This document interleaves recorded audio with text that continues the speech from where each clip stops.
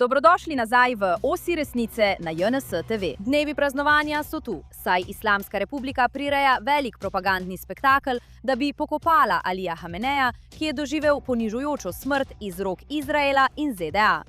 In čeprav Islamska republika ta teden ni dosegla propagandne zmage, je videti, kot da so ji Združene države vseeno podarile eno.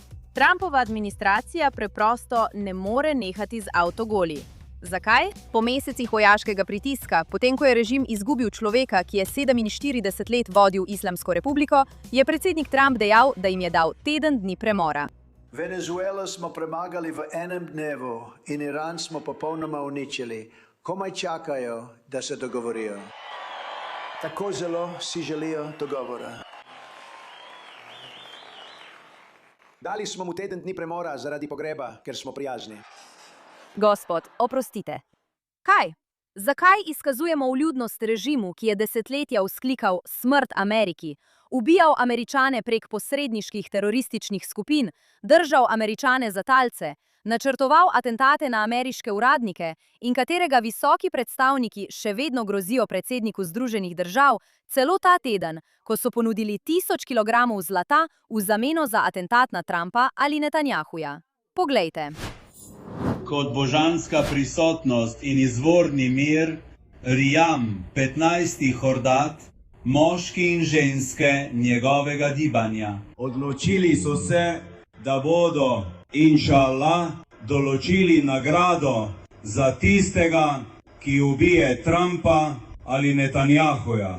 Ta nagrada prihaja strani moških in žensk iz Varaminija. Gre za kilogram zlata. 100 kilogramov zlata. 100 kilogramov zlata. Seveda je Islamska republika spremenila celoten pogreb Hameneja v politični spektakel, kar bi morala biti priložnost za ponižanje islamskega režima. In resnično, to je edini jezik, ki ga razumejo. Na 250. rojstni dan Združenih držav Amerike. Namesto tega se je spremenilo v še eno priložnost za režim, da se lažno predstavi, kot da ima množično podporo.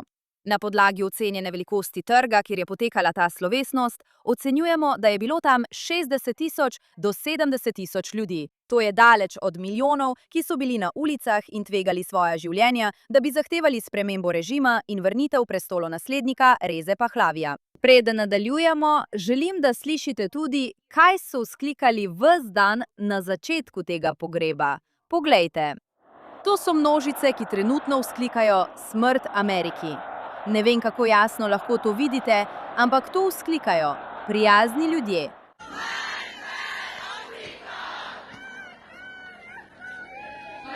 Smrt Ameriki, smrt Izraelu. Spet smrt Izraelu.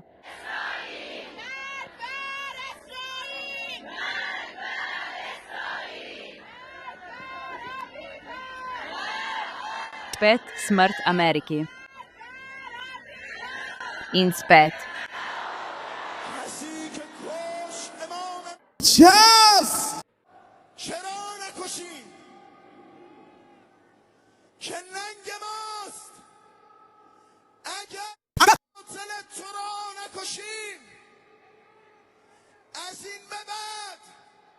Kafan šaj džamije na našem telesu. Prisežem pri tvoji krvi, prisežem, ubij Trumpa! Torej vidiš? Niso pravzaprav ničesar spremenili glede svojega načrta.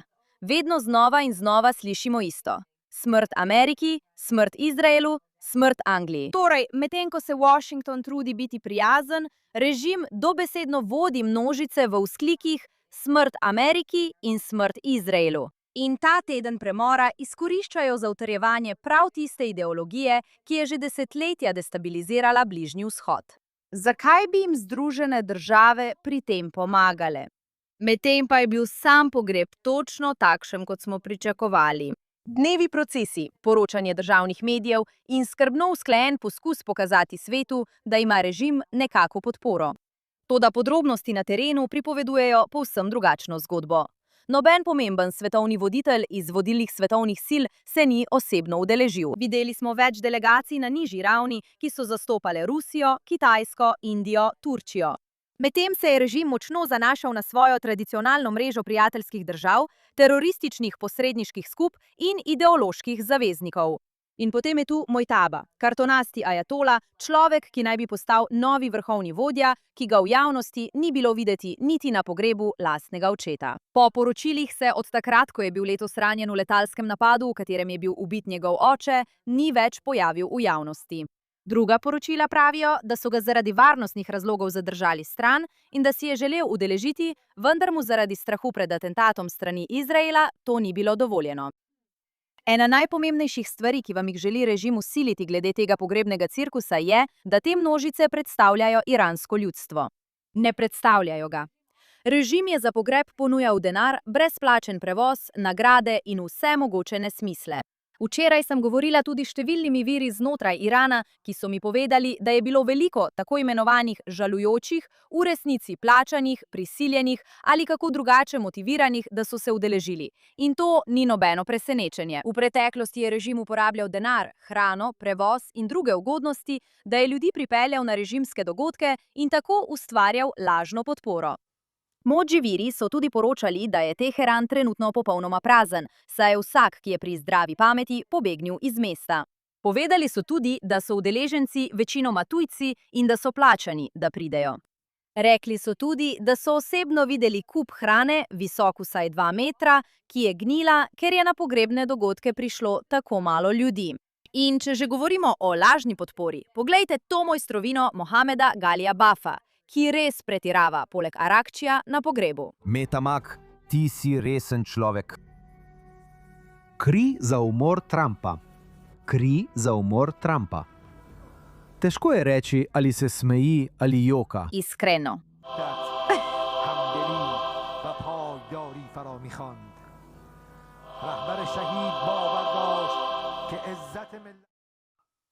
Tudi Arakči si misli, stari, pretiravaš.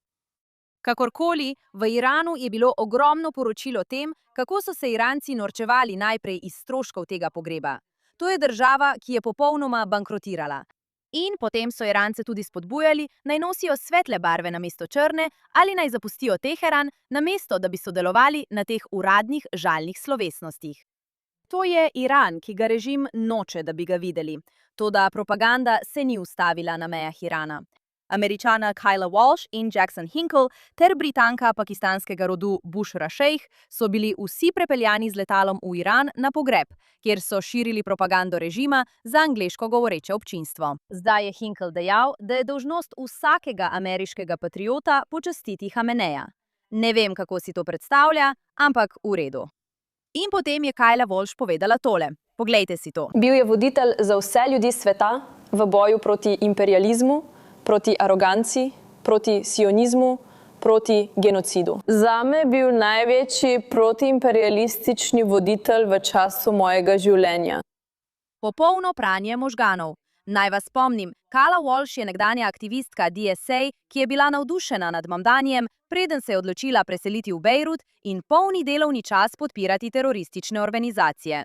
Mislim, da je bila na več potovanjih v Iran. In najbolj noro pri tem je, da Američanka drugim Američanom govori, naj spoštujejo moškega, ki je vodil režim, ki se je 47 let opredeljeval z geslom Smrt Ameriki in ima kri 100 Američanov na svojih rokah.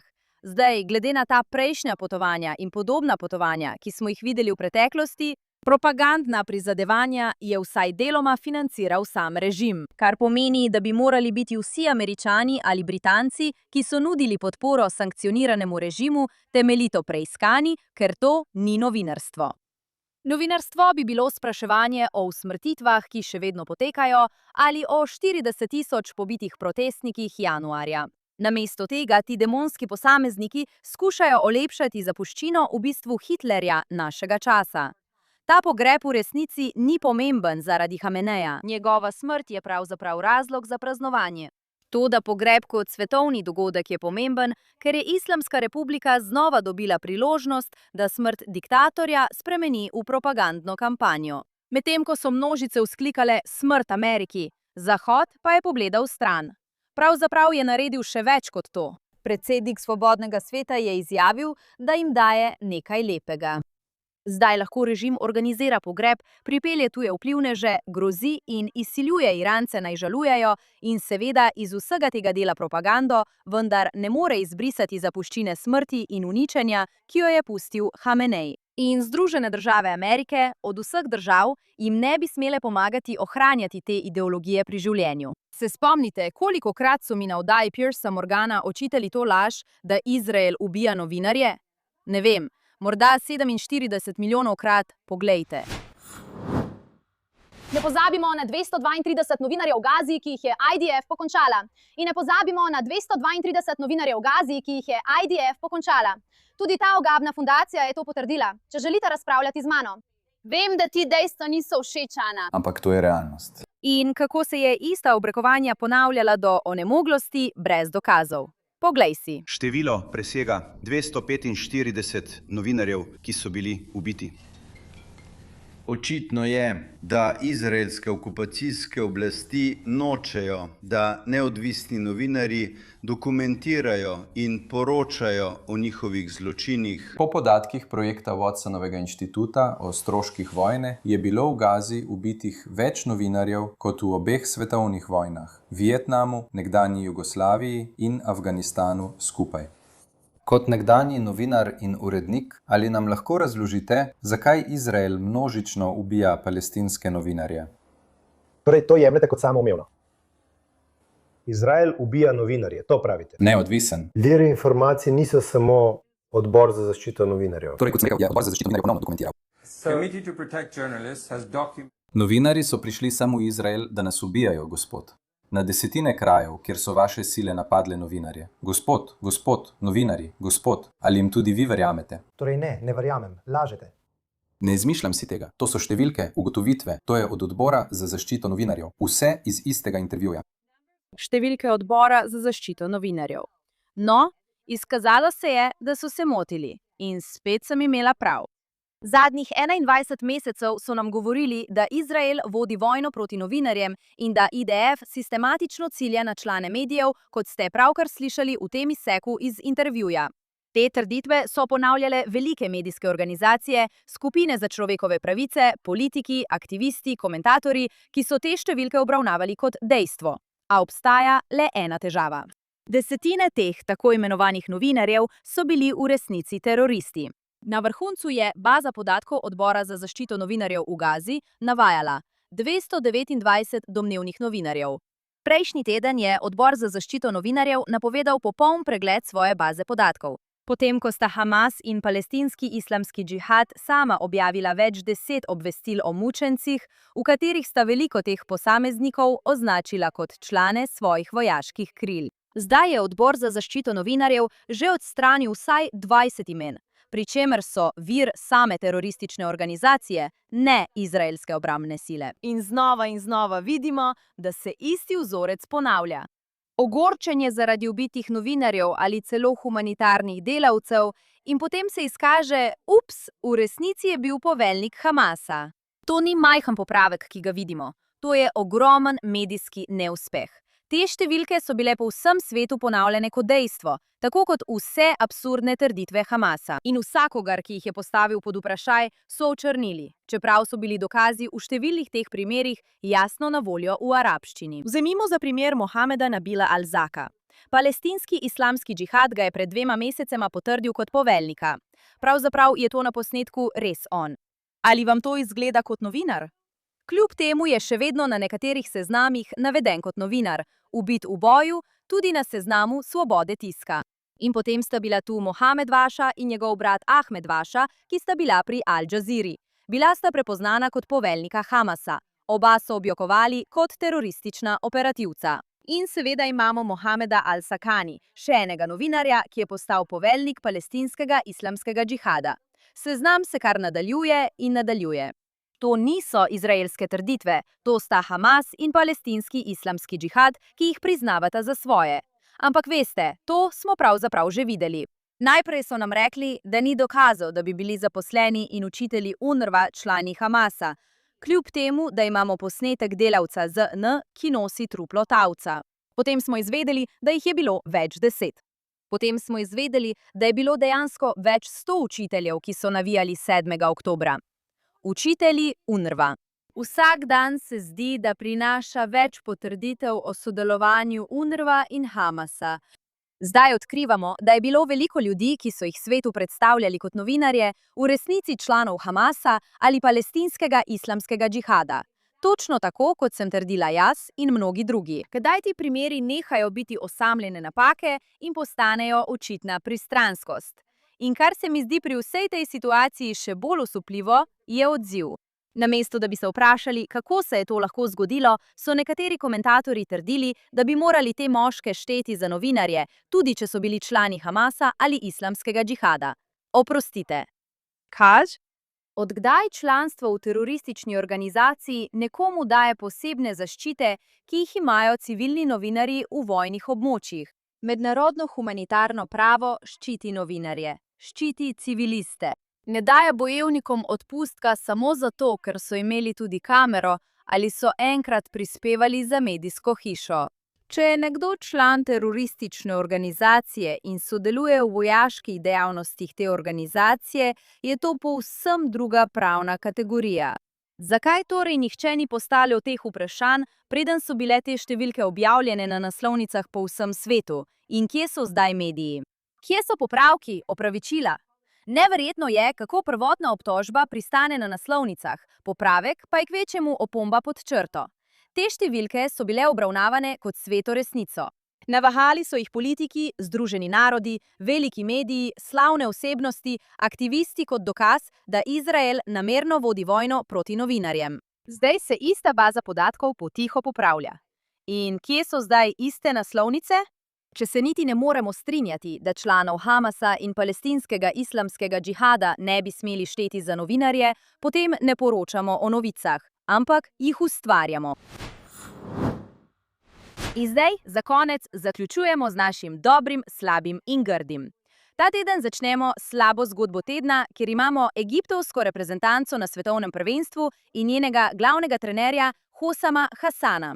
Tako smo po zgodovinski zmagi Egipta na svetovnem prvenstvu proti Avstraliji ta teden videli, kako je Hassan na igrišču dvignil palestinsko zastavo, zmago posvetil palestinskemu ljudstvu in dejal: "Moje srce in duša sta z njimi." Nato je hodil po igrišču in držal tako egiptovsko kot palestinsko zastavo, medtem ko so navijači vzklikali "Svobodna Palestina." Rezno? Točke za dramatiko, ampak poglejmo, kako Egipt kot država dejansko gleda na Palestince. To je ista vlada, ki je zgradila več varnostnih meja vzdolž meje z Gazo in je večino vojne popolnoma zaprla mejni prehod Rafah, ki je večkrat zavrnila množični vstop prebivalcev Gaze, pri tem pa se je sklicevala na nacionalno varnost in je dovolila izsiljevalsko črno tržišče, kjer Gazani plačujejo $1000 za nezakonit izhod iz območja. Torej, pomagaj mi razumeti to logiko. Če ti je tako zelo mar za palestinsko ljudstvo, da čutiš potrebo mahati z njihovo zastavo pred milijardami ljudi, ki gledajo svetovno prvenstvo, zakaj je potem tvoja lastna vlada leta in milijone dolarjev porabila za gradnjo zidov, da bi jih zadržala zunaj? Zakaj je meja večinoma ostala zaprta? Zakaj mora toliko družin plačevati pravo premoženje, da pobegnejo iz vojnega območja? To niso izraelske politike, to so egiptovske politike. Vedno me preseneča, kako so ti isti klovni heroji tega boja, ko so kamere prižgane, a za zaprtimi vrati jih Palestinci sploh ne zanimajo. Pravzaprav jih pogosto prezirajo. Vprašaj se tole. Če Egipčani tako zelo skrbijo za Palestino, zakaj niso razglasili palestinske države, ko so imeli popoln nadzor nad Gazo in Sinajem? Zakaj Jordanija ni razglasila palestinske države, ko je zasedala Zahodni breg?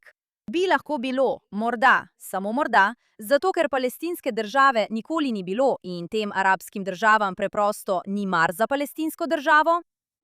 Trener Hassan se za Palestince sploh ne zmeni, prav tako pa večina opranoglavih klovnov, ki ga spodbujajo. To gibanje je absurden kult, ki ga arabski svet uporablja za spodbujanje sovraštva do Judov, da bi preusmeril pozornost od svojih lastnih notranjih težav. In zdaj k tej tedenski grdi zgodbi. Kandidatki za kongres iz Kolorada iz vrst demokratov, kandidatki DSA, naj povem, Mili Kiros. Če še nikoli niste slišali zanjo, brez skrbi. Tudi jaz nisem, dokler nisem ta teden začela brskati po njeni javni evidenci. In naj vam povem, to je nekaj posebnega. Ne verjemite mi na besedo, poslušajte sami. Ali verjamete, da so bili teroristični napadi 11. septembra na Ameriko neizogibna posledica ameriške zunanje politike? Neizogibni v smislu, da smo destabilizirali velik del Bližnjega vzhoda, kar je ljudi prisililo v prepričanje, da je še eno dejanje nasilja edini odgovor. Ja, morali bi odgovoriti s cvetjem. Kot sem že rekla, odgovornost je v tem, da odpravimo pogoje, ki sploh vodijo do nasilja. Nedavno ste sodelovali v kampanji s Hasanom Pikarjem. Ima ogromno občinstvo na spletu. Se strinjate z njegovo izjavo, da je Hamas manjše zlo kot Izrael? Ne, se ne strinjam. Izraelova dejanja v Gazi ste označili za genocid. Pozvali ste k orožarskemu embargu proti Izraelu. Ali bi to vključevalo tudi to, da ZDA prodajajo ali financirajo obrambno orožje, ki ga Izrael uporablja za zaščito pred raketnimi napadi Hezbolaha ali Irana? Da. Ja. Bye. Zakaj ne bi razlikovali med orožjem, ki ga uporabljamo za vojskovanje proti drugi populaciji? In potem obrambno orožje, ki je uporabljeno za zaščito civilistov pred zunanjimi napadi. Verjamem, da je naše prodajanje orožja Izraelu, obrambnega ali, želi, da bi še več Izraelcev nadaljevalo genocid, ki umira. Verjamem, da je naš Libanon etnično čiščenje, ki poteka v Libanonu. Etnično čiščenje v Libanonu. Wow. Povej mi, da ne veš ničesar o Libanonu, ne da bi to povedala. Tukaj je nekaj, kar se mi zdi pri tem liku izjemno fascinantno. Predstavlja se kot nekakšna borka za človekove pravice, bojevnica za socialno pravičnost, a skoraj vsako stališče, ki ga zavzame, vodi do popolnoma enakega zaključka. Za vse je kriva Amerika, za vse je kriv Izrael. Vsi drugi so krivi, razen teroristov in diktatur, ki seveda nimajo prav nobene lastne volje. To je oseba, ki je sodelovala v kampanji s Hasanom Pikarjem, moškim, ki je rekel, da si Američani zaslužijo 11. september, ki je branil Hamas in ki je izrecno pozival k političnemu nasilju. In da ponovimo, sama je trdila, da obrambno orožje daje Izraelu kritje za izvajanje genocida v Gazi in etničnega čiščenja v Libanonu. Prav tako je prej opisala 11. september kot neizogiben rezultat ameriških dejanj. In tudi povedala je, da je bil 7. oktober neizogiben rezultat apartheida. Najprej, ta ženska misli, da je država z 2 milijonoma arabskih državljanov, ki so enaki pred zakonom, apartheidska? Resno? Nazadnje, ko sem preverila, ni bilo nič neizogibnega glede tega, da je 19 teroristov namerno zletelo z letali v stavbe. Nič ni bilo neizogibnega glede tega, da je Hamas prečkal mejo, pobijal družine, posiljeval ženske, žive zažigal ljudi in ugrabil na stotine talcev. Ne, sploh ne. To so bile odločitve, ne nekaj neizogibnega. In to je tisto, kar se mi zdi tok strupeno pri Milatovi tretjesvetniški neumnosti. Dosledno odvzema moralno odgovornost teroristom, hkrati pa nalaga nemogoče moralno breme demokracijam, ki jih napadajo. To ni aktivizem za človekove pravice ali kakšna logično utemeljena ali moralna ideologija. Je ravno nasprotno, je nevarno. Ker če ljudem ves čas govorite, da je terorizem neizogiben, jih razbremenjujete odgovornosti za njihova dejanja in v bistvu zagovarjate razpad družbenega reda. In to je točno tisto, kar zagovarjajo ti kandidati DSA. Ne trudijo se narediti Amerike boljše. Želijo jo razdreti in zgraditi fantastično socialistično utopijo. Zbudi se, Amerika! In za konec, kot vedno, želim zaključiti v pozitivnem duhu z našo dobro zgodbo tedna. In ta teden gre pohvala organizaciji NGO Monitor. Ta teden so objavili po mojem mnenju eno najpomembnejših poročil po 7. oktobru, saj so naredili nekaj, česar mediji večinoma nočejo narediti. Znova postavlja pod drobnogled eno izmed organizacij, ki je bolj kot skoraj kdorkoli drug pomagala oblikovati svetovni pogled na to vojno. Zdaj, teh je kar nekaj, ampak ta je bila zagotovo ena izmed njih. Govorim o Zdravnikih brez meja oziroma MSF. Skoraj 2 leti so jih obravnavali kot neko moralno avtoriteto in obtoževali so Izrael genocida. In ko to storijo, je to nekaj, kar se navaja in ponavlja v medijih, v Združenih narodih in odmeva po vsem svetu. Toda, kdo so ljudje, ki dejansko izrekajo te obtožbe? NGO Monitor je pravkar razkril številne javne objave osebja in sodelavcev Zdravnikov brez meja, ki so izrecno hvalili napade 7. oktobra. To poveličuje Hamas, spodbuja antisemitsko retoriko in ponovno objavlja eno najbolj skrajnih protiizraelskih propagand, ki so danes na internetu. Naprimer, ena izmed javnih objav, izpostavljenih v poročilu, prikazuje osebo, povezano z Zdravniki brez meja, ki je na družbenih omrežjih delila sporočilo. Danes je odpor pokazal svetu, kako izgleda resnična pogumnost. To je tisto, kar pomeni osvoboditev. S sklicevanjem na 7. oktober objavo so seveda spremljale slike iz pokola in ključniki, ki hvalijo Hamas. Poročilo prav tako podrobno opisuje, kako je Zdravnikom brez meja trajalo 3 dni, da so javno priznali, da je Hamas sploh izvedel pokol 7. oktobra, medtem ko so tako izdali javne izjave, v katerih so obtoževali Izrael zaradi dogodkov, ki so se še vedno odvijali med to vojno.